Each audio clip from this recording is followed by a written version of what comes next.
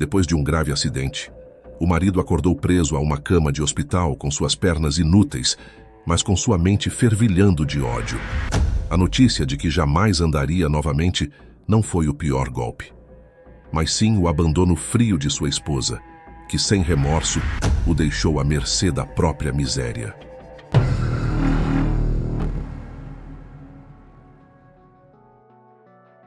Sofri um grave acidente e fiquei acamado por um longo tempo, e minha esposa traidora e mesquinha me traiu e me deixou à mercê da minha própria sorte. Era um dia como qualquer outro. Eu estava ocupado ouvindo a voz monótona do despachante, esperando por instruções sobre o que fazer em seguida. Eu gostava do meu trabalho como motorista, mas odiava momentos de silêncio como esse, quando era forçado a sentar e esperar. Ficar preso em um carro num dia quente era irritante, mas compensava ao cobrir os custos do combustível da van. Minha personalidade é do tipo que sempre precisa estar em movimento ou fazendo algo. Tinha que ser urgente, pois eu estava com um grupo de clientes regulares no centro da cidade. Eu era mensageiro da empresa Quicksilver Messenger e entregava pequenos pacotes por toda a cidade. Ficar parado sempre foi uma maneira fácil de me deixar frustrado. Esse trabalho me ensinou muitas coisas que eu nunca tive paciência para aprender. Finalmente, recebi um pedido urgente, o que significava entrega em até 1 hora. Fui ao endereço fornecido para buscar a encomenda, e após informar o despachante que o pedido estava a bordo, fui instruído a fazer a entrega. Primeiro, parei no semáforo vermelho, numa ladeira íngreme que levava ao centro da cidade, quando um maldito caminhão puxando uma carreta de 28 toneladas me acertou por trás. Seus freios falharam, e ele empurrou meu banco traseiro para frente, me jogando até metade do cruzamento. Os primeiros socorristas tiveram que me cortar com tesouras hidráulicas. Eles me amarraram cuidadosamente em uma maca e me transportaram para o hospital. Depois de 3 raios-x e uma ressonância magnética, chamaram um especialista, e a essa altura, eu já sabia que era sério. A equipe médica me informou que minha esposa estava a caminho. Quando ela chegou, após preencher a papelada, foi escoltada até mim. Eu vi uma preocupação genuína em seu rosto. Tentei acalmá-la, dizendo que, não importa o que acontecesse, eu me recuperaria e voltaria à minha forma anterior. O especialista nos disse que meu pescoço estava quebrado em um ângulo tão ruim que eles temiam que pudesse ter sido completamente seccionado. As vértebras C3, C4 e C5, no topo do meu pescoço, que sustentam todos os nervos e músculos, estavam quebradas em um ângulo de 45 graus. Fui colocado em um colar cervical especial, mas, devido à gravidade da minha condição, acreditavam que eu não seria mais capaz de andar. Esperava-se que eu ficasse completamente paralisado do pescoço para baixo. Depois de estabilizado, fui transferido para um lar de repouso perto de casa, para começar o longo caminho da recuperação. Minha esposa, com quem eu estava casado há 4 anos, ficou arrasada, assim como eu. Ela acreditou no que os especialistas disseram, mas eu não. Eu tinha esperança de que seria capaz de andar novamente. Era a única coisa que me mantinha firme. Médicos, profissionais de saúde mental, especialistas e minha esposa, todos tentaram me fazer aceitar a situação, mas eu não conseguia. Eu sabia que teria que jogar o longo jogo, para provar que estavam errados. Todos achavam que eu era teimoso, por não seguir o conselho deles. Eu era a pessoa mais teimosa que eles já tinham conhecido.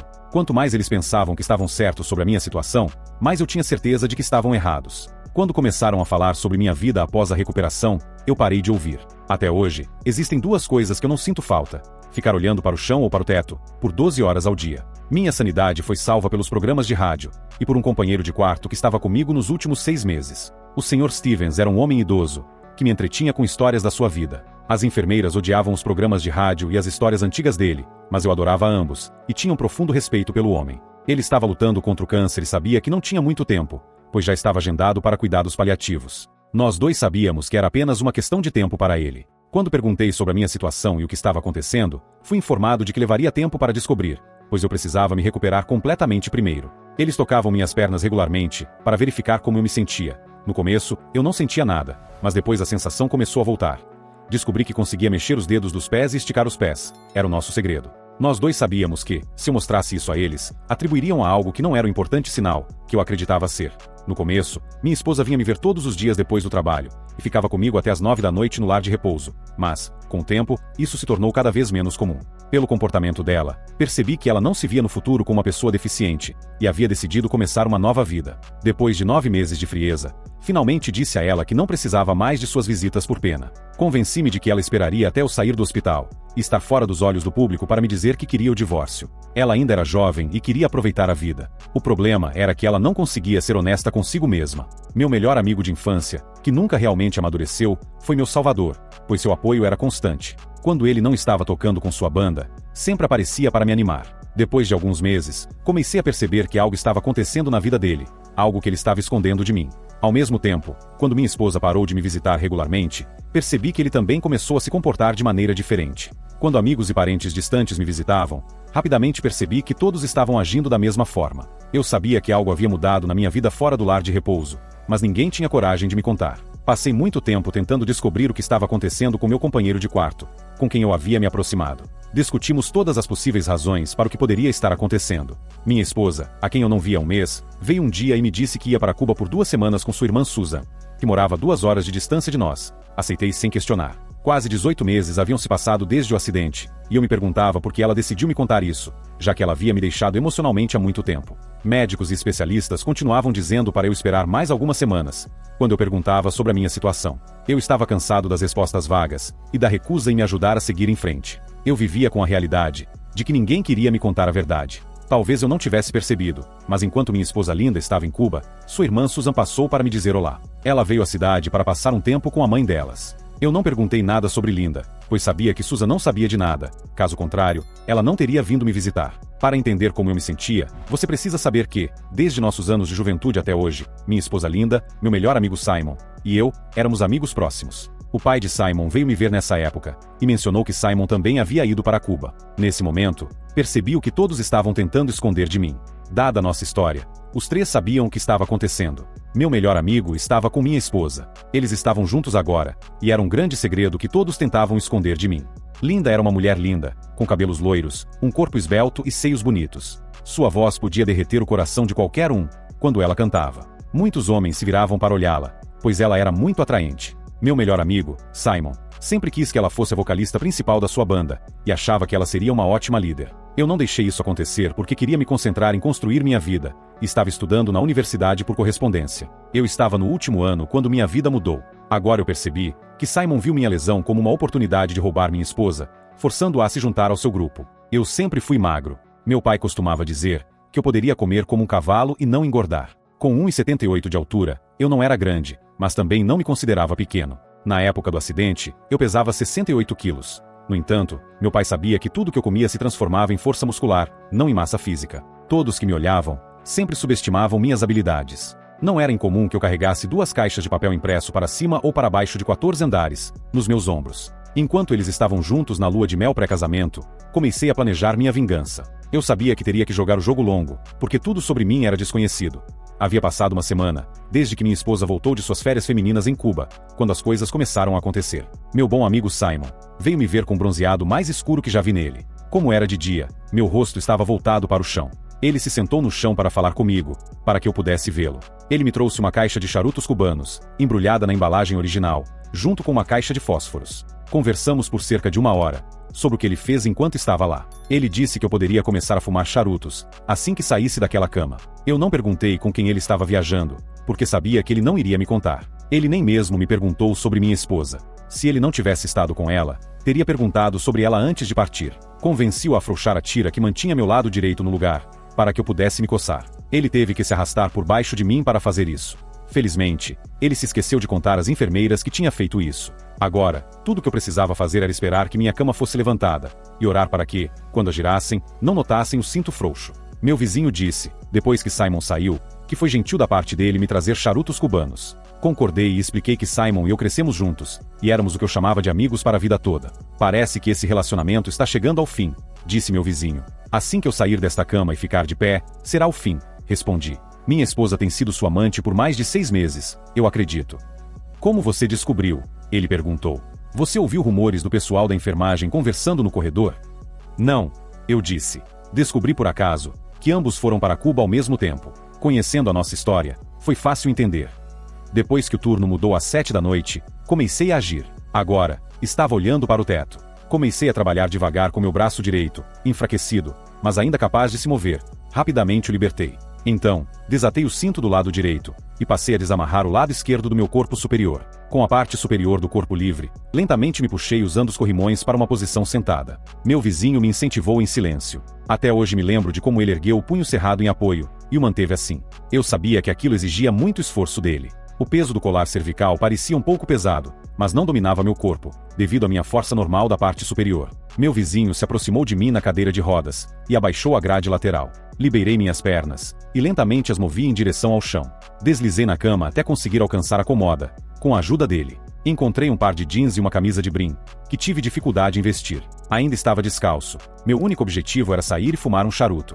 Desembrulhei uma caixa de charutos e coloquei 2 deles e uma caixa de fósforos no bolso da camisa. Meu colega de quarto, um senhor mais velho, tinha um andador e perguntei se poderia usá-lo. Ele não disse nada. Com um grande sorriso, apenas o empurrou na minha direção, usando sua cadeira de rodas para se ajudar. Elevadores à direita, ele disse. Posto de primeiros socorros à esquerda. Deixe-me distrair as enfermeiras por alguns minutos. Só me deixe alguns fósforos e um dos seus charutos, certo? Sorri e disse, leve não 1, mas 3 ou 4 da caixa. Só saiba que estou indo para a saída. Esperei cerca de 5 minutos para descer ao chão. Meus primeiros movimentos foram lentos, mas consegui chegar ao elevador e entrar sem ser notado. Eu não teria conseguido sem o andador do meu vizinho. Meu equilíbrio estava instável, minhas pernas rígidas e relutantes em se mover, mas eu insisti. Alguns minutos depois, eu estava de pé ao lado do prédio, descalço, com o andador à minha frente, fumando meu primeiro charuto em 1 ano. Admito que gostei. Aquele charuto cubano nunca teve um gosto melhor para mim. Quando as enfermeiras retornaram meu colega de quarto para o nosso quarto, o pânico começou. Acho que seus cérebros fracos não conseguiram entender o que eu fiz. Creio que o maior medo delas era perder um paciente que estava acamado. Eu estava aproveitando o ar fresco, o entardecer e o charuto com total satisfação. Eu me sentia livre. Estava orgulhoso, pois o fato de eu estar de pé provava que o que eu acreditava o tempo todo estava certo. Eu estava certo, e eles estavam errados. Tudo o que era necessário era acreditar em si mesmo e esperar que o corpo se recuperasse sozinho. Eu não percebi até agora o quanto essa experiência me mudou. Assistia com um sorriso no rosto, enquanto uma viatura policial se aproximava com a sirene ligada e as luzes vermelhas piscando, enquanto eu relaxava e fumava meu charuto. O policial saiu do carro e se aproximou de mim, balançando a cabeça. Nem sequer abotoei a camisa, aproveitando o ar fresco da noite no meu peito. Você fez todas as enfermeiras entrarem em pânico. Parece que você não está tão doente quanto elas disseram. Sabe que tenho que te levar de volta, ele disse. Apoiando-me na parede de tijolos, levantei o andador em direção a ele, e disse, não até eu fumar esses 2 charutos. Vendo quão forte eu parecia, ele percebeu e recuou. Acho que ele estava tentando descobrir como lidar com a situação, sem me machucar. Alguns minutos depois, o especialista local responsável pelo meu caso e meu médico da família chegaram. Os 3 tentaram, sem sucesso, me convencer a apagar o charuto e voltar para o quarto. Eu apenas disse a eles exatamente onde deveriam ir e como fazer isso. Eu saí para fumar, e não tinha intenção de me mover. Para ser honesto, eu já tinha ouvido conselhos suficientes e não dava mais importância a eles. Eles sugeriram entrar em contato com minha esposa, talvez pensando que ela poderia me convencer. O Dr. Z sorriu e balançou a cabeça, como se estivesse tentando descobrir como me fazer cooperar, mas o sorriso do médico dizia muito para mim. Antes que o policial pudesse dizer qualquer coisa no transmissor de rádio, eu disse, é melhor chamar o despachante ou ligar para Peter McGlaughlin, e perguntar onde o filho dele, Simon, está tocando agora. Ele me perguntou por quê. Respondi, porque minha esposa foi amante dele, por mais de alguns meses. Se eu conheço Simon, ele a mantém por perto, então provavelmente ela está com ele. Essa foi a primeira vez que vi 3 rostos ficarem brancos ao mesmo tempo. Isso me fez pensar se todos eles já sabiam, ou estavam começando a perceber o problema que eu estava me tornando. Minha declaração os fez admitir que minha esposa não seria útil para eles. Eles estavam em um beco sem saída, tentando descobrir o que fazer comigo. Estavam com medo de fazer qualquer coisa fisicamente, por causa da minha condição. Pela primeira vez, eu estava em total controle da situação, e não tinha intenção de deixar isso escapar. Dr. Midal, você poderia ligar para meu pai e dizer para ele vir me buscar? Avise que eu quero ir para casa, eu disse. Meu médico da família e meu pai eram bons amigos. Ele respondeu, droga, Donald, vou ligar para ele só para que ele te dê um sermão, e coloque um pouco de juízo nessa sua cabeça dura. Peguei meu andador e comecei a caminhar lentamente em direção à calçada, sabendo que meu pai morava a apenas 8 quarteirões dali. O policial se posicionou na minha frente, para bloquear meu caminho. Eu sabia que minha ação forçaria o médico a fazer algo, e ele entendeu o quão determinado eu estava. Donald, pare.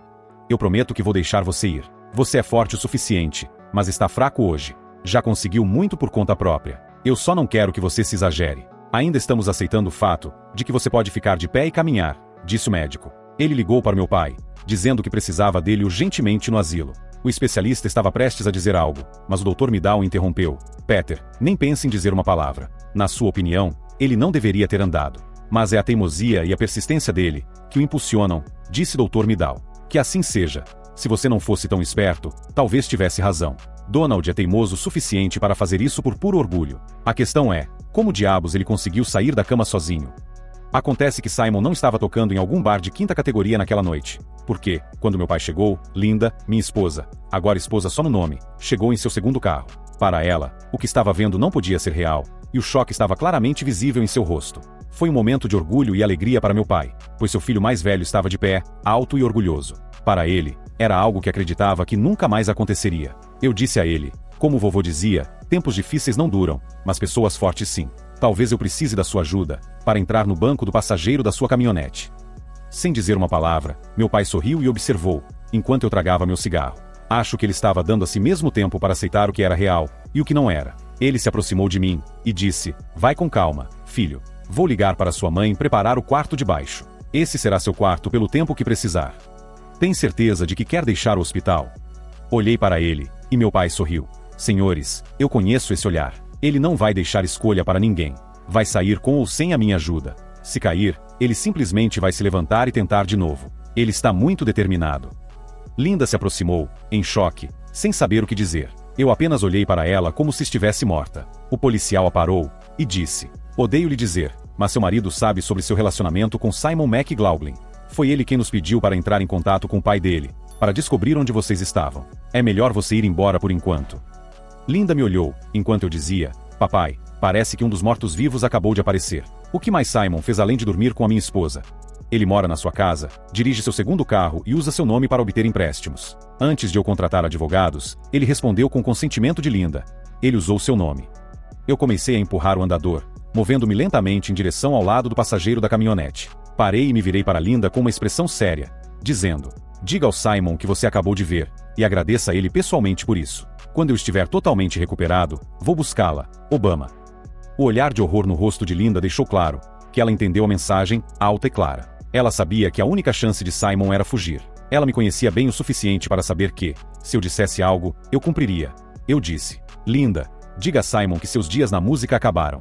Ele tirou de mim o que eu mais valorizava com as próprias mãos. Então, quando eu estiver pronto, vou pegar de volta.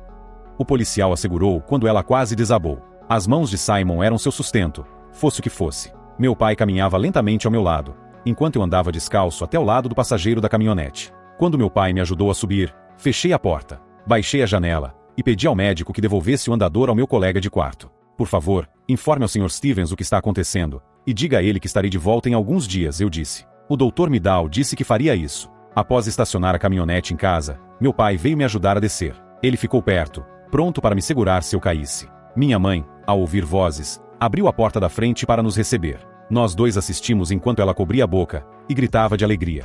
Felizmente, eles tinham construído uma rampa para a cadeira de rodas, caso fosse necessária. Eu usei os corrimãos para me ajudar a subir até a porta da frente. Minhas pernas clamavam por misericórdia, mas eu segui em frente. O Dr. Midal estava certo. Eu tinha me esforçado demais. Cheguei até aqui, e sabia que podia dar mais alguns passos. Quando nos aproximamos da mesa da cozinha, houve uma batida na porta. Meu pai foi abrir. Eu puxei uma cadeira e me sentei, completamente exausto. Era o Dr. Midal, que queria me examinar. Após o exame, ele me deu um sermão, mas fez isso com um largo sorriso. Vou admitir que mereci, mas, droga, eu faria de novo. Entregando as chaves ao meu pai, o Dr. Midal disse, no meu porta-malas, estão 2 bengalas que comprei para Donald usar por alguns dias. Traga-as enquanto eu removo a parte frontal da máquina, e o descanso de queixo. Acho que Donald provou para nós, que não precisa mais delas. O resto ficará até eu ver outro conjunto de raios-x. Com o aparelho parcialmente removido, peguei as 2 bengalas e me levantei. Decidiu-se que elas precisariam ser ajustadas à minha altura. Pedi ao meu pai para pegar os suprimentos de barbear emprestados. Depois de recebê-los, ele os colocou no banheiro do primeiro andar. Levantei-me, usando uma bengala para apoio, e fui me barbear. Quando saí, comecei a parecer comigo mesmo de novo. Agora preciso de um bom corte de cabelo. Minha mãe perguntou se eu queria algo. Pedi a ela 2 sanduíches de queijo e uma cerveja. Ela começou a preparar 4 para mim. Eu precisava voltar ao hospital para tirar raios-x e pegar o resto dos meus pertences no lar de idosos. Assim que o dispositivo fosse removido, eu seria enviado para reabilitação por 2 semanas, dependendo do meu progresso. Estou orgulhoso de você, Donald, disse o Dr. Midal. Você nunca acreditou em nós, e não desistiu quando outros teriam desistido. Lembre-se de que você deve continuar vendo o especialista, até que ele diga que você não precisa mais. Caso contrário, isso pode prejudicar muito o pagamento do seguro ao qual você tem direito. Meu pai acompanhou o Dr. Midal até o carro, e eles conversaram por alguns minutos. Minha mãe me observava comer meus sanduíches, tentando não se emocionar.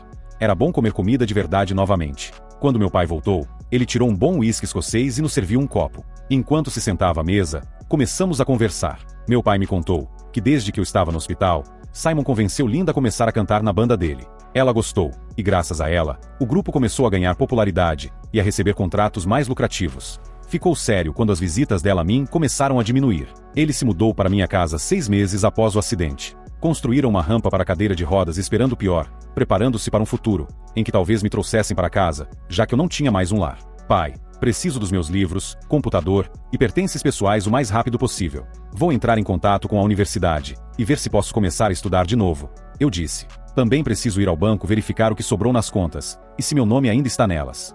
Já chega, Donald. Você precisa explicar tudo o que aconteceu hoje, disse minha mãe. Então, contei a ela sobre os charutos e tudo o que aconteceu depois. Ela riu e disse: bem, é claro, você é igual ao seu avô. Quando eu contar a ele, ele dirá algo como dê um troféu a este homem.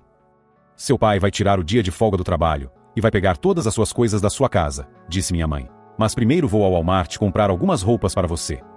Meu pai acompanhou minha mãe até a porta e depois nos serviu mais um copo. O policial ouviu o que você disse para Linda. Você será vigiado, então tome cuidado. Linda e Simon vão viver com medo por um bom tempo. Isso deve prejudicar o relacionamento deles. Eu não ficaria surpreso se eles começassem a se culpar pela situação atual, e quando eles voltarem à rotina, eu entrarei com pedido de divórcio, eu disse. Vou fazer isso de forma suja e violenta.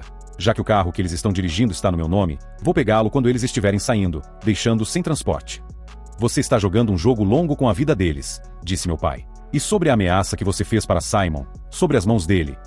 Ele pode se virar sozinho, com um pouco de ajuda, eu disse. Simon é basicamente um adulto imaturo, que sempre corre atrás da próxima coisa brilhante, e se vier com uma saia, melhor ainda. Tenho alguns amigos cujos maridos vão garantir que Simon se machuque, assim que eu apresentar as esposas deles.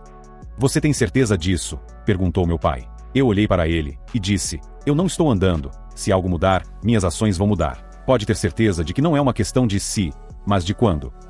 Foi difícil levantar na manhã seguinte, mas eu consegui. Tive que rolar para fora da cama, cair no chão e depois me levantar. Foi difícil, mas eu fiz. Quanto mais eu trabalhava nas minhas pernas e braços, mais eles voltavam ao normal. Eu tinha que estar de volta ao hospital às 10 da manhã para um raio-x. Enquanto eu fazia isso, meu pai estava cuidando das minhas coisas. Graças a Deus, minha mãe comprou um par de sapatos sem cadarços. Eu não teria conseguido amarrá-los. Usando minha bengala, fui até a mesa da cozinha. Mal conseguimos chegar ao meu compromisso para o raio-x, pois eu estava me movendo devagar. Assim que ficou pronto, o chefe do departamento verificou as imagens e chamou o especialista. Assim que ele viu os raios-x, deu permissão para remover o dispositivo da minha cabeça. Assim que foi removido, senti que meus movimentos ficaram mais fáceis. Então, caminhei até o consultório do Dr. Midal, onde minha mãe estava me esperando. Fui informado de que começaria a reabilitação em 2 semanas. Fomos ao banco verificar minha conta. Eu recebia uma mesada de $2.000 por mês, referente ao meu pedido de indenização do seguro, que era depositada diretamente na minha conta. Não restava nada. Liguei para o advogado, que me enviou o número de roteamento. O banco, usando esse número, descobriu que todos os fundos tinham sido redirecionados e depositados em outra conta, em outro banco. O dono dessa conta era o amante da minha esposa, Simon. Levou meia hora para encontrarem um formulário de autorização para redirecionar os fundos. Minha assinatura foi falsificada, e eu pude provar que estava no hospital quando foi assinada. Quando saí da agência bancária, eu já tinha uma nova conta. Todos os fundos tinham sido devolvidos, e eu tinha um novo cartão de débito. Usei-o para sacar $200. Finalmente, cortei o cabelo. O banco chamou a polícia para iniciar uma investigação. A força nas minhas pernas estava voltando lentamente, mas eu me cansava rápido. Minha mãe me levou para casa para eu descansar. Meu pai conseguiu recuperar todas as minhas coisas. Tudo estava embalado por ele. Todas as minhas roupas, livros, itens pessoais e o equipamento do computador. Eles instalaram um computador no escritório dele e moveram a televisão para a sala de estar. Depois de falar com a secretaria acadêmica e explicar o que aconteceu, eles concordaram em me deixar começar o ano novamente sem taxas adicionais. Eu estava sentado no pátio dos fundos, aproveitando o dia, quando toda a família chegou. Minhas 2 irmãs mais velhas e meu irmão mais novo precisavam ver para acreditar. Todos se sentiam culpados por não terem acreditado em mim, ou por não terem me visitado com mais frequência. Eu os perdoei, mas sabia que nosso relacionamento havia mudado. Isso me deu a oportunidade de me atualizar sobre o que eu havia perdido nas vidas deles. Conversamos por cerca de 1 hora antes de minha mãe nos interromper, pois eu precisava descansar. Uma tarde, pedi à minha mãe que me levasse para o asilo porque eu queria ver meu antigo vizinho. Quando ela me deixou, prometi ligar quando estivesse pronto para voltar para casa. Entrei no quarto dele e o encontrei em uma cadeira de rodas. Velho amigo, eu disse, acho que deveríamos sair e fumar alguns cigarros, se estiver tudo bem. A enfermeira entrou no quarto enquanto eu empurrava para fora. Amarrei os laços das minhas 2 bengalas e as pendurei sobre o ombro. Para onde você está levando o Sr. Stevens? Ela perguntou. Para tomar um pouco de ar, conversar e fumar. Eu disse, não se preocupe, eu vou trazê-lo de volta. Ele disse que você voltaria, mas não acreditamos. Ela respondeu. Quanto mais forte eu ficar, mais vezes virei. Eu disse. Eu não estaria em pé sem a ajuda dele. Fomos lá fora e fumamos alguns charutos. Eu o trouxe de volta porque ele estava cansado. Conversamos por mais 1 hora antes de ele adormecer. Levou 1 semana para eu me sentir meio normal. A cada dia, usava cada vez menos a bengala. Contratei uma advogada feminina, que ficou furiosa com o que minha esposa e o amante dela haviam feito. Na sexta-feira, minha esposa recebeu a notificação do divórcio, e um detetive da polícia veio me ver. Expliquei o que sabia sobre Simon McLaughlin. Meu pai entregou a ele cópias de documentos que havia preparado, para rebater tudo o que Simon fez, incluindo a alegação de ter uma procuração para agir em meu nome. Meu pai e eu soubemos que Simon seria acusado de roubo de identidade, fraude bancária e extorsão. Se fosse condenado, pegaria de 5 a 7 anos de prisão. Naquela noite, fui visitar o Sr. Dean Stevens novamente, e descobri que ele estava se deteriorando rapidamente. Fiquei feliz por ter ido, porque ele morreu enquanto eu estava lá, e eu consegui me despedir dele. O câncer finalmente o derrotou, mas ele lutou até o fim. Até hoje, penso que ele só viveu para me ver de pé novamente. No dia seguinte, cheguei no primeiro dia de reabilitação pontualmente, e para minha surpresa, a fisioterapeuta designada para o centro de reabilitação era a irmã do meio de Simon, Colin. Tenho que admitir que, se ela não fosse irmã do meu ex-amigo, eu teria me interessado por ela. Minha primeira reação foi fugir, mas, felizmente, nenhum de nós mencionou o assunto. Colin era uma mulher muito apaixonada e persistente, que não tolerava besteiras. Fomos cautelosos enquanto nos estudávamos. Ela passou o dia testando todas as minhas capacidades. Passamos o primeiro dia alongando meus músculos. Tenho que admitir que ela ficou surpresa com quanto eu conseguia fazer, e eu também fiquei surpreso. Fiquei impressionado com o equilíbrio que recuperei em 3 semanas. Colin ficou agradavelmente surpresa quando sugeriu que eu tentasse algo novo. Por quê? Eu perguntei.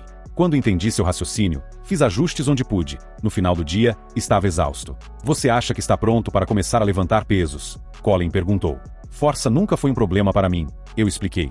Foi a imobilidade do meu corpo que me incapacitou. Pode provar isso sem se machucar? Colin perguntou. Eu me virei para ela com um sorriso. Assim que coloquei minhas mãos em seus quadris, a levantei. Colin riu, então inclinou a cabeça em direção à minha e me beijou, e eu a beijei de volta. Colin tinha os traços da mãe dela, uma figura de ampulheta, olhos azuis que brilhavam, um sorriso caloroso genuíno, um interesse verdadeiro pelos outros e um coração gentil. Ela era determinada, como todas as mulheres de ascendência escocesa. Com 1,70 de altura, ela estava na altura perfeita para um homem como eu, com 1,78. Você provou seu ponto, Dona Aldiero Jameson. Agora me coloque no chão, disse Colin. Quando todos souberam do seu acidente, pensaram que você havia terminado. Então seu pai disse. Não se surpreenda quando ele se levantar, porque todos o subestimaram. Parece que seu pai estava certo. É uma pena que outro membro da sua família não pensou assim. Agora a verdade está vindo à tona, disse Colin. Nossa família sente que Simon nos enganou a todos. Tivemos que nos perguntar, se ele poderia fazer isso com seu melhor amigo, o que poderia ele fazer conosco? Não o vimos muito nos últimos 2 anos, e agora entendemos o porquê. O dia de Simon e Linda chegará, eu disse. Eles sabem disso, mas não sabem quando. Não sou o único a segui-los. Linda recebeu a notificação de divórcio na última sexta-feira, por adultério. Simon, devido ao que descobri depois que saí do hospital, está sob investigação. Se for condenado, cumprirá de 7 a 10 anos. Eu assisti você e meu irmão nos campos de futebol. Fiquei impressionada com o fato de, mesmo sendo o melhor jogador, você nunca foi ganancioso e sempre foi um jogador de equipe, disse Colin. Eu me acostumei a comparar os pretendentes com você. Então, quando é o nosso primeiro encontro? Se eu estivesse completamente recuperado, diria hoje à noite. Eu disse. Honestamente, sabemos que você me poupou hoje, e eu ainda estou cansado. Colin olhou para mim, como se estivesse descobrindo algo novo sobre mim. O que te manteve tão positivo por tanto tempo, de que você andaria novamente? Tudo o que fiz por fé, eu expliquei. Aprendi que, se você não acreditar em si mesmo, ninguém mais acreditará. Tudo que aqueles que amo fizeram porque não acreditavam.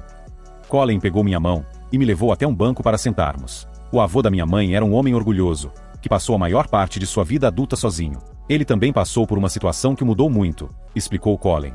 Ele e minha bisavó criaram 8 filhos, mas ele já não era mais próximo do restante da família. Ele tomou uma postura moral alta. Eu nunca guardei rancor pelo comportamento deles, mas para a família dele, a proximidade anterior foi perdida para sempre. Eu entendo onde ele estava então. Eu disse. Às vezes, as coisas são feitas para proteger uma pessoa, mas, na verdade, não fazem bem algum ao esconder a verdade. Ele poderia ver seu engano como uma forma de evitar ou rejeitar a realidade. Isso fez com que ele perdesse a capacidade de acreditar cegamente ou confiar neles novamente. O que mais o meu irmão fez, que nossa família pode não saber? Perguntou Colin. Ele falsificou minha assinatura para redirecionar uma ordem de pagamento, que deveria ter sido usada para minha manutenção. Foi enviada pela companhia de seguros responsável pelo meu acidente. Eu expliquei. Ele transferiu para outro banco, para a conta dele. O rosto de Colin ficou pálido. Então, as lágrimas vieram. Eu a abracei e a apertei contra mim.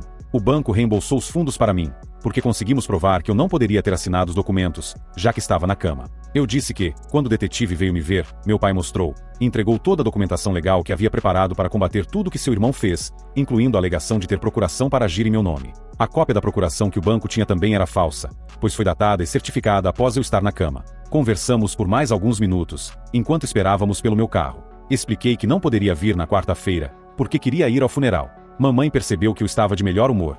Então, durante o jantar, tive que explicar como foi meu dia. Depois disso, retomei os cursos universitários com ânimo. Na terça-feira, quando foi anunciada a pausa para o almoço, fui para uma mesa de piquenique, tomei café da máquina e fumei. Colin se juntou a mim mais tarde, com 2 bolsas que trouxe para o almoço. Durante o almoço, contei a ela sobre a amizade que havia formado com o Sr. Stevens. Disse que nos apoiávamos durante os momentos difíceis. Fiquei chocado ao ver que não havia ninguém no funeral, exceto eu e minha mãe. O capitão do Exército da Salvação fez um bom trabalho, conduzindo o serviço. De acordo com sua vontade, seu corpo foi cremado. Após o serviço, perguntei ao diretor do funeral o que aconteceria com as cinzas, e ele disse que haviam sido entregues ao advogado dele. Segundo ele, tudo foi feito de acordo com o testamento do Sr. Stevens. Estávamos prestes a entrar no carro, depois de carregar os arranjos florais do funeral, quando um homem se aproximou de nós. Era o advogado do Sr. Stevens. O seguimos até o escritório dele. O Sr. Stevens perdeu a família há muitos anos, e nunca se casou novamente. Como resultado, ele alterou seu testamento, deixando tudo para você. Seu único desejo é que você leve suas cinzas à montanha mais alta da área, e as espalhe ao vento, disse o advogado. Ele então me explicou em detalhes o que foi legado a mim. Tanto minha mãe quanto eu, ficamos surpresos com a riqueza dele. Enquanto dirigíamos para casa, contei a minha mãe que não poderíamos contar a ninguém sobre isso, até que o divórcio fosse finalizado. Ambos percebemos que a herança me garantiria uma vida confortável. Colin trabalhou comigo todos os dias durante 2 semanas, anotando todos os detalhes do que eu podia e não podia fazer. Quando perguntei por quê, ela disse que queria que todos soubessem quanto eu havia me recuperado de tudo pelo que passei. Mesmo que ainda não estivéssemos namorando, éramos completamente honestos um com o outro. Todos ao nosso redor viam uma atração séria crescendo entre nós. Recebi muitas provocações durante a reabilitação, porque era o único que tinha o almoço cozido para mim todos os dias. Colin me levou ao escritório do advogado do Sr. Dean Stevens, imediatamente após me informar que minha reabilitação estava completa. Quando fui chamado, pedi para que ela viesse comigo. Perguntei ao advogado se ele gostaria de continuar sendo meu advogado no futuro. Ele concordou, e eu pedi que montasse uma equipe de consultores para mim. Em seguida, ele me entregou as cinzas do Sr. Stevens. Para onde você vai espalhar as cinzas dele? Perguntou ele. No topo da montanha acima de onde era a casa dele, porque de lá se vê o poderoso rio Mississippi, mesmo que eu tenha que comprar um novo veículo para chegar lá, eu disse. Bem, é uma casa linda com cachoeiras em 125 acres. Ele respondeu, entregando-me as chaves. Você vai precisar de um SUV para acessar algumas partes do local. Sugiro que retire a propriedade do trânsito corporativo que foi criado no Canadá, como parte da sua renda retida o mais rápido possível, crie um conselho de administração, e peça para revisarem tudo antes de seguir em frente. O que foi feito nos últimos anos foi administrar a corporação dele, em vez de desenvolvê-la. Com isso, ele me entregou um envelope contendo um cheque de mais de 3 milhões de dólares, e disse que era todo o dinheiro nas contas pessoais dele e nos títulos. Após fazer e pagar o último reembolso de impostos para o ano corrente, o imposto sobre herança já havia sido pago, e tudo havia oficialmente passado para o meu nome. Colin me levou ao banco, que estava aberto até às 21 horas, para que eu pudesse depositar o dinheiro na minha conta. Quando saí do banco, disse, que tal um jantar no Red Lobster? Durante o jantar, discutimos minha nova casa, e o que eu planejava fazer com ela. Eu disse que não sabia até ver a casa. Perguntei a ela se estava livre no dia seguinte, após as 10 horas da manhã, porque eu queria que ela fosse comigo para ver a casa. Ela concordou, mas perguntou por que tão tarde. Eu disse que precisava comprar um Jeep Cherokee, e que já havia feito uma test drive depois do jantar. Fomos a uma concessionária de carros, e após pedirmos um desconto para pagamento à vista, fechamos o negócio, sujeito a uma inspeção comercial no novo Cherokee prata. O vendedor ficou chocado, ao ver que eu paguei integralmente com meu cartão de débito. Ao sairmos da concessionária, Colin perguntou se eu havia usado todos os meus fundos para pagar. Eu respondi: agora, por que você pediu uma inspeção comercial? Colin perguntou. É um carro novo, mas qualquer coisa feita em uma linha de montagem, com peças produzidas em todo o mundo, é uma loteria. Eu disse. Meu pai, que possui sua própria oficina, sempre fez isso. Isso salvou-o de muitos problemas futuros. Colin me levou para casa e me acompanhou até a porta, dando-me um beijo de despedida. Assim que entrei, minha mãe me surpreendeu com a notícia. Meu segundo carro foi apreendido cerca de 1 hora antes, em St. Louis, enquanto Linda e Simon se preparavam para subir ao palco. Graças a uma ordem de restrição que meu advogado obteve, minha mãe perguntou sobre Colin, e eu expliquei honestamente como me sentia, e por quê. Fui dormir com um sorriso no rosto. Na manhã seguinte, meu pai me levou para buscar o carro às 9 horas da manhã, e ele passou na inspeção com louvor. A primeira coisa que fiz foi contratar um seguro e obter os números. Às 10h10 da manhã, cheguei à casa de Peter e Michelin, caminhando até a porta para chamar Colin. Peter abriu a porta e disse: entre, Dom. Colin está um pouco atrasada. Peter disse: obrigado por não nos julgar pelo que Simon fez. Ele fez sua própria cama, deixe-o deitar nela. Eu respondi: o pior ainda está por vir para ele. Colin nos contou o que você disse, e nós não vamos pagar a fiança dele. É bom ver você novamente, filho. Você sempre será um convidado bem-vindo aqui. Isso disse muito sobre como toda a família dele se sentia em relação a isso. A mãe dela estava na cozinha e começou a preparar pãezinhos e chá. Claro, eu não podia magoá-la ao recusar. Então passei a próxima hora conversando com os pais de Colin.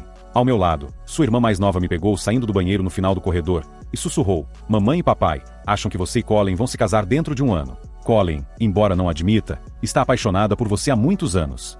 Ela me fez questionar se eu estava interessado em Colin por causa do meu desejo de vingança. Eu acho que a irmã mais nova dela era mais sábia do que eu pensava. Ela disse: não vá por esse caminho, Donnie. Você nunca foi de se vingar daqueles que não merecem. Quanto ao Simon, todos nós sentimos que ele trouxe vergonha para a família, e não queremos mais ter nada a ver com ele.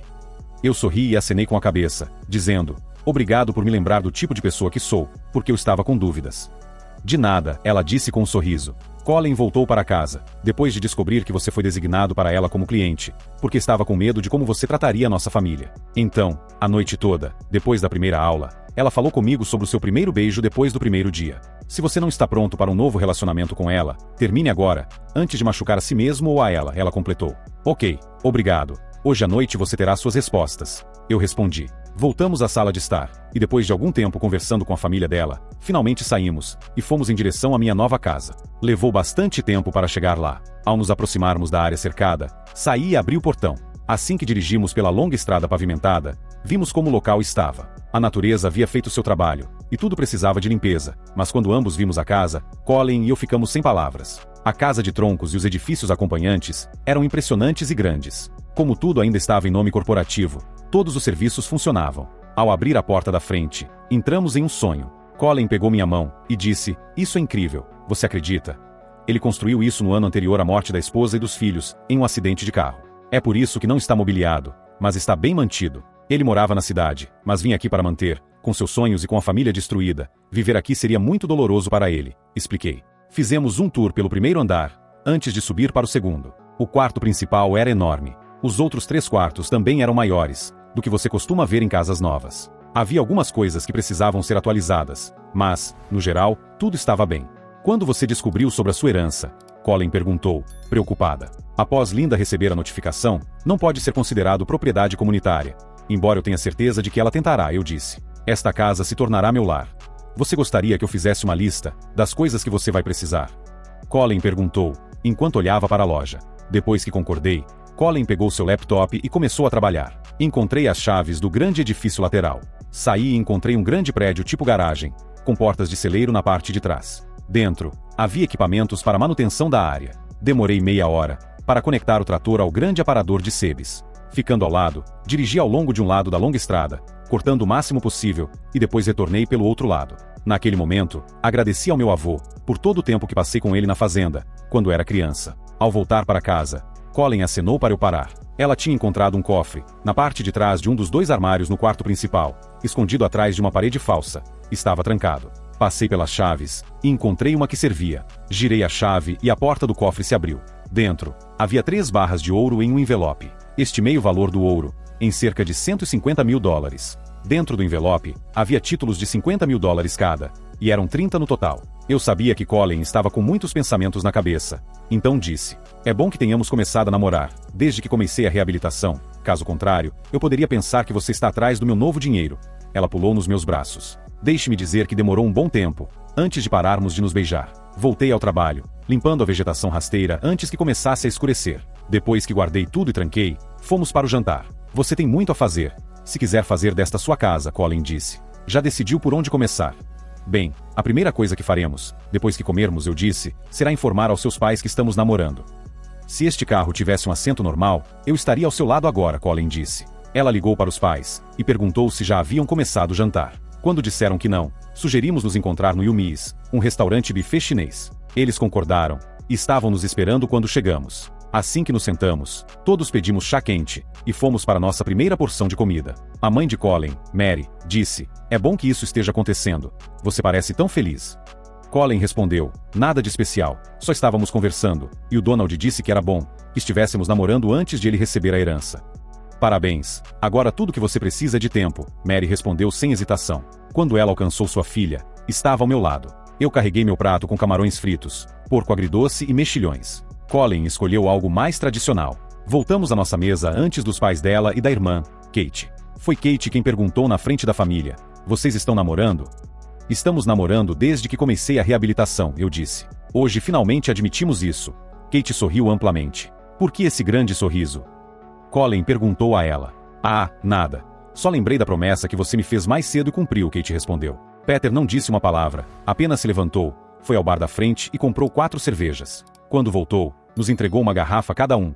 Isso nos surpreendeu. Conversamos sobre coisas pequenas, até que Peter e eu voltamos, com uma segunda porção de comida. Onde você vai conseguir seu visto de trabalho? Perguntou Peter. Ainda não sei. Acabei de terminar a reabilitação e vou ver meu médico de família e especialista na próxima semana, eu expliquei. Até lá, não posso dizer. Estou mais de 3 meses no meu último ano de treinamento para me tornar um contador forense. Quando estiver pronto para trabalhar, venha se candidatar na minha firma, Mary disse. Os parceiros estão sempre procurando bons talentos, e precisamos de alguém com suas habilidades. Vou considerar isso, mas tenho muito que fazer nas próximas semanas, eu disse. Preciso organizar um lugar para morar, com a ajuda da Colin. Você estava procurando um lugar com minha irmã? Perguntou Kate. Não exatamente. É a casa que ele herdou, Colin respondeu. É linda, veja as fotos na galeria. Tirei muitas fotos para comparação, para quando a mobiliarmos. Você está ajudando Donald a mobiliar a casa, Colin? Peter perguntou. Sim, estou, papai. Donald me pediu para ajudá-lo a escolher móveis para sua casa, e todas as coisas necessárias. Eu preferiria a ajuda de uma mulher, eu disse, porque sei que elas sabem como tornar uma casa aconchegante, e não apenas um lugar para viver. Colin olhou para mim, sorriu, então se inclinou e me beijou. Enquanto a família de Colin olhava as fotos, eu expliquei como herdei a propriedade do meu vizinho de quarto, e que a casa fazia parte disso. Como está vazia há muito tempo, planejo fazer uma inspeção primeiro, eu disse. Dessa forma, posso consertar tudo antes de me mudar. Seus pais já a viram? Perguntou Mary. Não, hoje foi a primeira vez que a vimos, eu respondi. Tenho muito trabalho a fazer para limpar o local, antes que alguém possa vê-lo. Somente a área ao redor da casa e do galpão foi mantida em ordem. Há um vídeo do Dom andando de trator começando a cortar a vegetação, Colin disse. Isso vai te dar uma ideia de como tudo está negligenciado. Após o jantar, fomos olhar eletrodomésticos. Visitamos todas as principais lojas e comparamos preços. Colin e eu decidimos que era melhor optar por um fornecedor local, mesmo que custasse mais, devido à garantia e ao serviço. Era cerca de 10 horas da noite, quando voltei para casa. Fui acordado na manhã de domingo, por uma ligação cedo no meu celular. Eu havia perdido 2 ligações e 3 mensagens de texto, todas da minha futura ex-cunhada Susan. Retornei a ligação e descobri que ela havia trazido sua irmã e Simon de St. Louis, porque não tinha um carro. Ela queria me encontrar, antes de voltar para casa. Concordei em me encontrar para o café da manhã, no Equity House em Jackson. Ela estava me esperando logo fora da entrada. Quando entrei, ela se levantou e pedimos a hostes para nos mostrar a nossa mesa. Você está bem, Donald? Susan disse. Obrigado por me encontrar aqui. Ouvi a versão da minha irmã, e agora quero ouvir a sua. Você sabe que ela saiu do casamento mentalmente, eu disse. Quando eu estava na cama, ela se apoiou em Simon para obter apoio. Ele lentamente ganhou a confiança dela, e entrou na vida dela, bem como na minha conta bancária. Linda me disse que você disse que não queria as visitas dela por pena, e basicamente abandonou, Susan disse. Antes de ela entrar em um relacionamento com Simon, depois que fui transferido para um lar de idosos, Linda veio todos os dias no primeiro mês. No 6º mês, era uma vez por semana, eu disse. Durante esse tempo, as visitas de Simon seguiram o mesmo padrão. No final do 9º mês, eu estava feliz em vê-los pelo menos uma vez por mês. O rosto de Susan ficou pálido. Não sabia que, da próxima vez que Linda veio, ela não se sentiu confortável comigo, eu disse.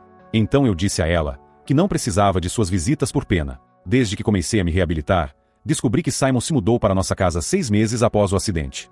Droga, ela mentiu para mim sobre tudo, Susan disse. Ela me disse que você estava apenas sendo um idiota sobre o divórcio.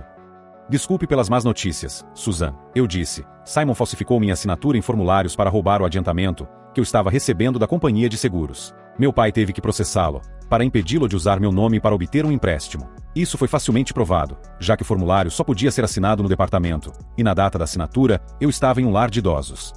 Linda sabe sobre isso? Perguntou Susan. Duvido. Eu disse. Simon poderia ter obtido informações dos extratos bancários postais. Tudo isso está sendo investigado pela polícia local. Se ele for encontrado culpado, ele pode enfrentar até 7 anos. Agora entendo por que você pediu o divórcio, Susan disse. Não só foi emocionalmente abandonado, mas também foi traído. Vou conversar com minha mãe e contar a ela o que ela não sabe. Adicionou a última vez que você veio até mim. Eu disse. Eu estava completamente surpreso porque, segundo sua irmã, você deveria estar em Cuba com ela. Na verdade, ela foi com Simon. O que ela está fazendo consigo mesma? Perguntou Susan. Desde então, a personalidade de Linda parece ter mudado do jeito que a conhecíamos, eu disse. Preciso perguntar se Simon a envolveu com substâncias ilegais. Sei que ele às vezes as vendia para se sustentar. Nós tomamos café da manhã e conversamos sobre coisas do dia a dia, antes de irmos pelos nossos caminhos. Eu vou pagar a conta, eu disse.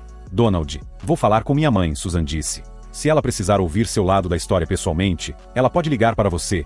Sim, eu respondi. Após me despedir de Susan, liguei para o detetive que havia falado comigo, para explicar que meu carro havia sido retomado e onde estava localizado. Eu disse a ele que estava preocupado que Simon ainda estivesse vendendo substâncias ilegais para sustentar seu vício, e que ele frequentemente as vendia durante os intervalos entre os shows. Ele disse que conseguiria um mandado para vasculhar o carro naquele dia. Se encontrassem quaisquer quantidades mensuráveis de substâncias ilegais, ele queria que eu transferisse o carro para Linda, através do meu advogado, dando-lhe o título. Eu concordei. Colin e eu pegamos uma fita métrica e voltamos para a casa de madeira para medir o espaço restante para a geladeira e o fogão, para garantir que estivesse no tamanho certo. Também inspecionamos a lavanderia para garantir que havia espaço suficiente para uma máquina de lavar e secar de tamanho padrão. Verificamos o depósito, pois eu queria um congelador. Em seguida, voltamos para Jackson e fizemos os fornecedores locais felizes. Antes de partirmos, combinamos a entrega para o sábado seguinte. Liguei para meus pais e combinei de nos encontrarmos para um jantar cedo no Red Lobster. Eu estava dirigindo quando meu celular tocou, então Colin atendeu e colocou no viva voz. Era o detetive confirmando o que eu suspeitava ser verdade. O rosto de Colin disse tudo. Eu disse a ele que ligaria para meu advogado assim que acordasse e providenciaria a transferência do título do carro. Se meu pai descobrir, ele ficará devastado. Ele perdeu seu irmãozinho para isso, há muitos anos atrás. Eu disse. Não vamos falar nada. O detetive não especificou exatamente o que encontrou, e nem mesmo sabemos ao certo se o que ele encontrou pertence mesmo ao Simon. É por isso que estou transferindo a propriedade do carro para minha ex-esposa. Vai levar tempo para o detetive descobrir o que é o quê. Meus pais ficaram surpresos, mas felizes em ver Colin comigo no jantar. Colin mostrou aos meus pais fotos da casa. Isso faz parte da corporação que você herdou? Perguntou minha mãe. Sim, mas estava na forma de um trust, que foi colocado em meu nome. Eu disse. Foi incorporado, então paga muito menos impostos. Tenho muito trabalho a fazer, antes que a casa seja habitável. Vou começar com uma inspeção. Acho que vocês dois devem saber, Colin disse aos meus pais. Meu irmão é muito mais problemático do que vocês pensam. Se o que aprendemos hoje for verdade, meus pais o cortarão de suas vidas para sempre. Além disso, eu acrescentei, Susan, a irmã de Linda, e eu conversamos esta manhã. Ela queria ouvir o meu lado dos acontecimentos. Ninguém na família dela parecia saber o que aconteceu. E quanto a vocês dois? Perguntou minha mãe. Estamos apenas namorando por enquanto, Colin disse. Terá que ser assim, até que Donald resolva todos os seus problemas, Colin completou. Depois dessa conversa séria, tivemos uma noite agradável em família. No outro dia, minha advogada ligou me informando que tinha um plano para meu carro. Ela decidiu que poderia usá-lo a nosso favor. Ela ligou para Linda e ofereceu o carro em troca de algumas concessões. Linda abriu mão de todos os direitos a qualquer reclamação de seguro. Eu assinei os papéis para transferir o carro e meus direitos sobre a casa, mas Linda teve que reipotecá-la em seu nome. Linda achava que estava vencendo, então veio assinar os documentos imediatamente. Após pagar a multa, Simon a levou para o trabalho. Quando cheguei em casa, o detetive havia ligado e disse que Simon havia pegado o carro e que eles o haviam preso após segui-lo até um armazém vazio, suspeito de ser usado para fabricar substâncias ilegais. Ele foi levado para a custódia, junto com outros 8 indivíduos. Eu fiquei satisfeito com essa informação. Depois das 13 horas, me encontrei com o inspetor de edificações para inspecionar a toda a casa e o galpão.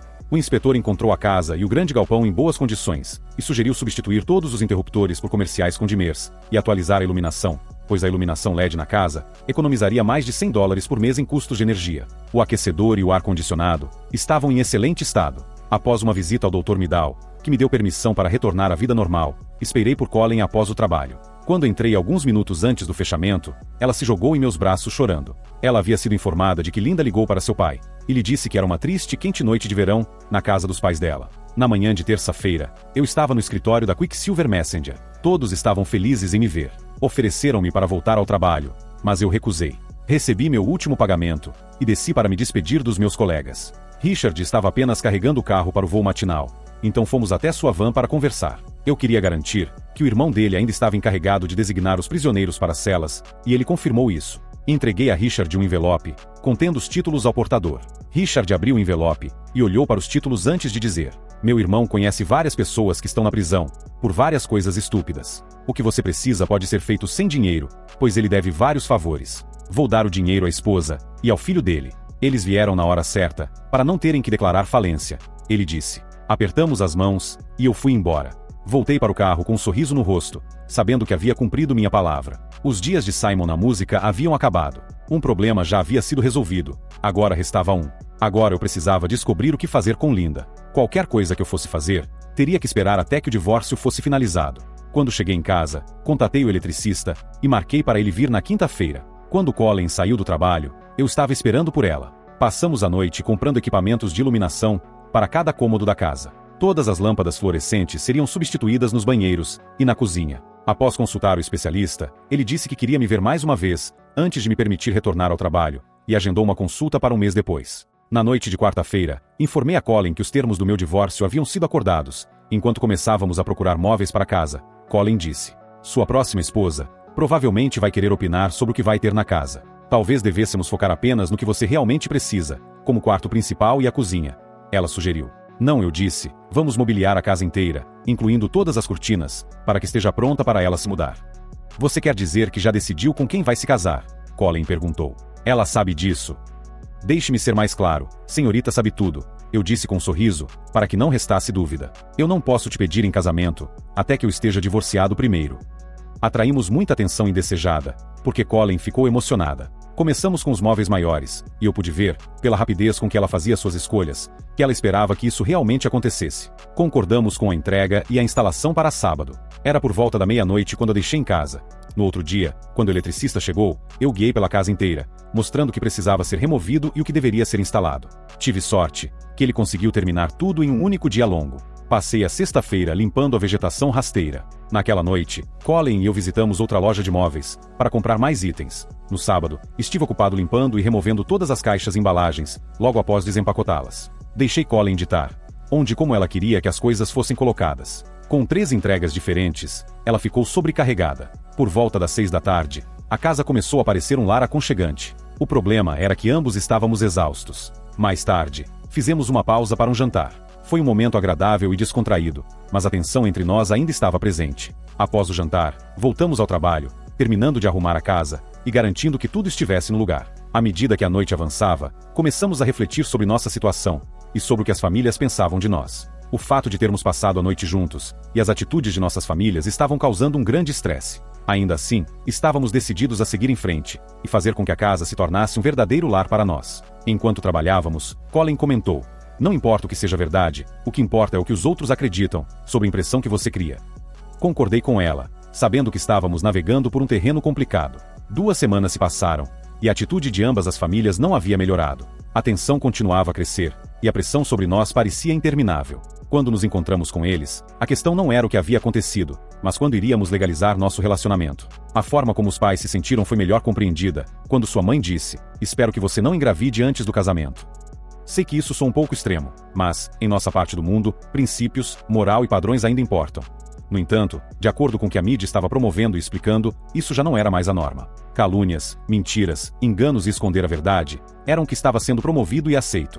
Mais uma semana se passou, e a atitude de nenhuma das famílias havia melhorado. Eu disse a Colin: droga, estou de saco cheio dessa besteira toda. Vamos realmente irritá-los. O que você quer dizer? Colin perguntou. Na sexta-feira à noite, vamos comprar um caminhão, eu disse, porque vamos precisar dele até o fim de semana. No sábado, vamos comprar toalhas, lençóis e tudo mais para deixar a casa aconchegante. Se estamos sendo acusados de viver em pecado, então podemos muito bem viver em pecado de verdade. Você está falando sério, Colin disse com um sorriso. Antes de fazermos isso, eu quero meu anel de casamento em um jantar romântico.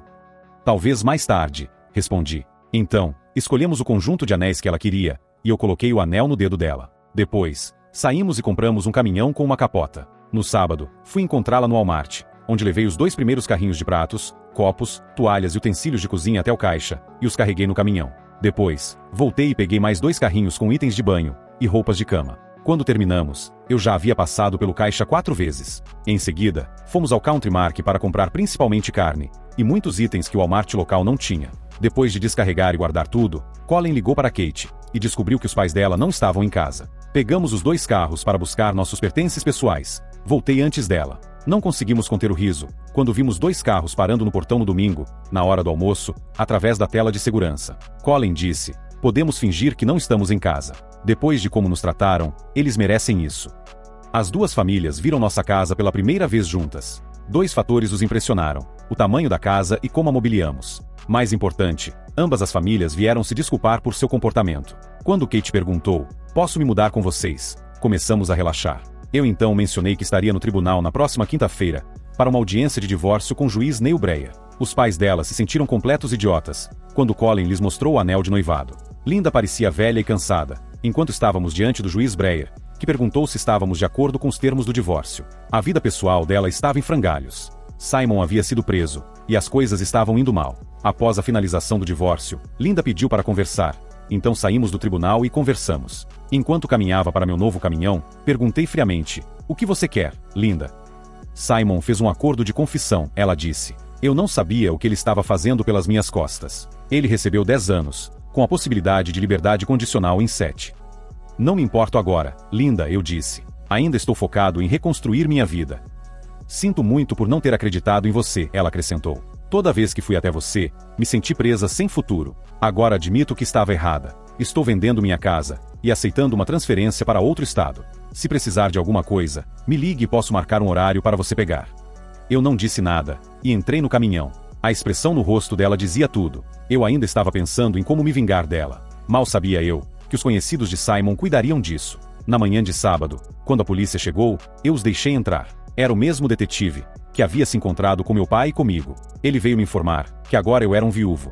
Linda havia sido morta por alguém no círculo de Simon, como resultado do testemunho dele contra eles. Com essa notícia, eu já não tinha mais problemas para resolver. O divórcio foi finalizado, e eu estava livre para seguir a minha nova vida com Colin. Agora, já haviam se passado 5 anos desde o acidente. 3 anos desde que Colin e eu trocamos nossos votos. Peter foi ver Simon pela primeira vez, e disse que Simon havia mudado sua orientação. O braço direito dele estava quebrado, porque se recusou a ceder às exigências dos colegas de cela. Ele logo percebeu que era mais fácil se submeter do que lutar. Todo ano, no Natal, recebo um cartão desejando um ano melhor no próximo, do meu amigo Richard. Nossa filha, a alegria de nossas vidas, está na fase em que está começando a engatinhar. Ela é a criança favorita de todos os avós. Tenho uma renda vitalícia, porque um especialista me declarou 20% incapacitado. Apenas minha família conhece minha condição real. Para o último aniversário dos meus pais, Colin e eu lhes demos um envelope. Quitamos a hipoteca da casa e da oficina deles. Também fizemos isso com a hipoteca da casa dos pais de Colin. Vamos reunir ambas as famílias para um jantar no domingo, porque estamos prestes a anunciar que um novo irmãozinho está a caminho. Colin e eu estamos realmente jogando um jogo de longo prazo. E esse foi o relato do Reddit de hoje. Antes da minha opinião sobre o relato de hoje, se você não quer ser traído como o OP desse relato, e quer ficar forte e durar mais horas, eu quero te apresentar um produto para te deixar forte, e satisfazer a sua amada esposa ou namorada várias e várias vezes na noite. Se tiver interesse, eu vou deixar o link na descrição, e no primeiro comentário fixado para você dar uma conferida, beleza? Agora vou seguir com a minha opinião sobre esse relato. Nesse relato, vimos como o OP foi astuto, e não se deixou levar pelas opiniões dos médicos, e de sua esposa traidora, que o abandonou quando ele mais precisava dela. Ele se manteve firme no pensamento de sair andando daquela cama, e com muito esforço e força de vontade, ele conseguiu. Uns podem chamar isso de milagre, outros de pura força de vontade, mas o que ele conseguiu fazer, poucas pessoas conseguem por se entregar à doença, ou à situação, e não tentar pensar positivo, e se manter firme na ideia de se curar e se salvar. Enquanto aos traidores, eles tiveram o que procuraram. Suas ações os levaram aos seus destinos. O AP amigo e traidor virou boneca de presidiário na prisão, e a esposa traidora, que o abandonou em uma cama de hospital, acabou indo de arrasta, por conta dos amigos do AP que ele denunciou. Foi um bom relato. Enfim, essa é a minha opinião. Gostaria de saber a sua. O que você achou? Deixe-me saber nos comentários. Obrigado por assistir até aqui. Deixe seu like, se inscreva no canal e ative o sininho para não perder nenhum vídeo. Se gostou desse relato, não se esqueça de se inscrever no canal. Obrigado por assistir e confira também os vídeos a seguir.